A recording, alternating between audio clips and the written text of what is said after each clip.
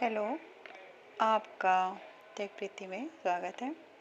आज मैं आपको वैभव लक्ष्मी व्रत के बारे में बता रही हूँ।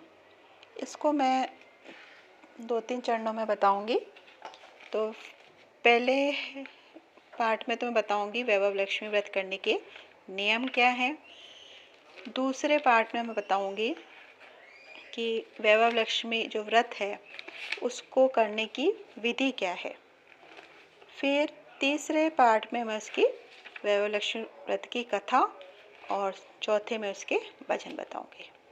तो ये इस तरह मैं 4 पार्ट में ये वैभव लक्ष्मी जो व्रत है उसकी जो किताब है, जो बुक है, उसको मैंने बांट दिया है और मैं इसको 4 पार्ट के अंदर आपको मैं बताऊंगी, समझाऊंगी।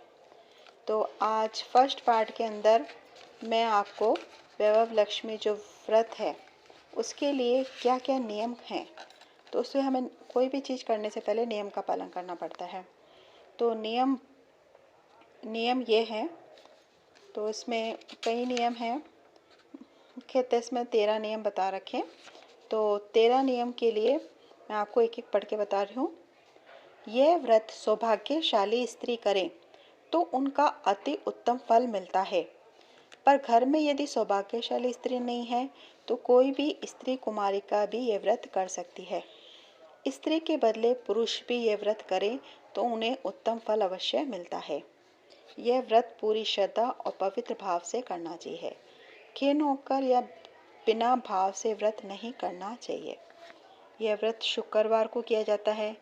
व्रत शुरू करते वक्त 11 या 21 शुक्रवार की मन्नत रखनी पड़ती है और पुस्तक में लिखी शास्त्रीय विधि के अनुसार व्रत करना चाहिए। मन्नत के शुक्रवार पूरे होने पर विधि पूर्वक इस पुस्तक में दिखाई गई शास्त्रीय रीति के अनुसार उद्यापन विधि करनी चाहिए।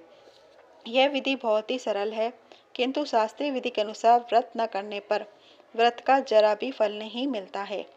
एक बार व्रत पूरा करने के पश्चात फिर मन्नत कर सकते हैं, फिर से व्रत कर सकते हैं। छठा है, माता लक्ष्मी देवी के अनेक स्वरूप हैं और उनका धन लक्ष्मी स्वरूप ही वैभव लक्ष्मी है और माता लक्ष्मी को श्री यंत्र अति प्रिय है। व्रत करते समय पुस्तक में दिए गए लक्ष्मी जी के हर स्वरूप को और श्री यंत्र को प्रणाम करना चाहिए, तभी व्रत का फल मिलता है। अगर हम इतनी भी मेहनत नहीं कर सकते हैं तो लक्ष्मी जी हमारे लिए कुछ करने को तैयार नहीं होंगी और हम पर माँ की कृपा नहीं होगी। व्रत के दिन सुबह से ही जय माँ लक्ष्मी रटन मन करना चाहिए और माँ का पूरे भाव से स्मरण करना चाहिए। फिर है 8वां, शुक्रवार के दिन यदि आप अपने प्रवास पे यात्रा पे गए हों तो वो शुक्रवार छोड़ देना चाहिए। उसके बाद शुक्रवार को व्रत करना चाहिए, पर व्रत अपने घर में ही करना चाहिए। सब मिलाकर जिन शुक्रवार को अपने मन्नत ली है उन शुक्रवार पूरे करने चाहिए। 9वां है, घर में सोना नहीं हो तो चांदी की चीज़ें पूजा में रखनी चाहिए।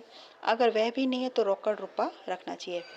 10वां, व्रत पूरा करने पर कम से कम 7 स्त्रियों को अपनी इच्छा अनुसार, जैसे 11, 21, 41, 101 स्त्रियों वैभव लक्ष्मी व्रत पुस्तक कुमकुम का तिलक करके भेंट के रूप में देनी चाहिए। जितनी ज़्यादा पुस्तक आप देंगे उतनी माँ लक्ष्मी की ज़्यादा कृपा होगी और माँ लक्ष्मी की यह अद्भुत व्रत ज़्यादा प्रचार होगा। व्रत के शुक्रवार को स्त्री रजस्वला हो या सुत की हो तो वह शुक्रवार छोड़ देना चाहिए। बाद में के शुक्रवार व्रत शुरू करने चाहिए, पर जितने शुक्रवार की उसने मन्नत मांगी है उसे शुक्रवार पूरे करने चाहिए। 12वां, व्रत की विधि शुरू करते वक्त लक्ष्मी स्तवन का एक बार पाठ करना चाहिए।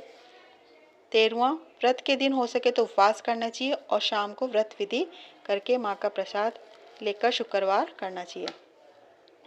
अगर ना हो सके तो फलाहार या एक बार भोजन करके शुक्रवार करना चाहिए। अगर व्रतधारी का शरीर बहुत ही कमजोर हो तो 2 बार भोजन ले सकते हैं।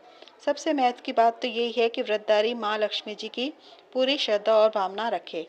मेरी मनोकामना पूरी करनी है ऐसी दृढ़ संकल्प करे तो माँ वैभव लक्ष्मी आप पर प्रसन्न हो। तो आज की वीडियो में मैंने आपको वैभव लक्ष्मी व्रत के नियम बताए। इसके अगले पार्ट सेकंड में मैं आपको इसकी व्रत करने की विधि बताऊंगी, फिर इसकी कथा, फिर इसके भजन बताऊंगी। तो जय वैभव लक्ष्मी माँ, जय माँ लक्ष्मी।